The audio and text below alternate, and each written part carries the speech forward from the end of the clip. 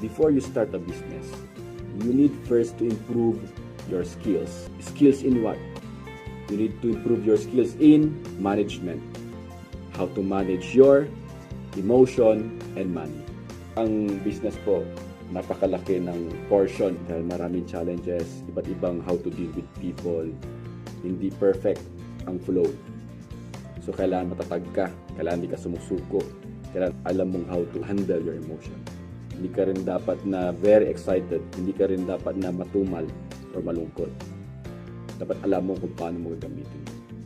And how to manage money, of course.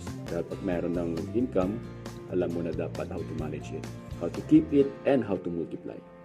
So in starting a business, I advise to improve your skills first. Improve in how to sell and how to manage your emotion and money.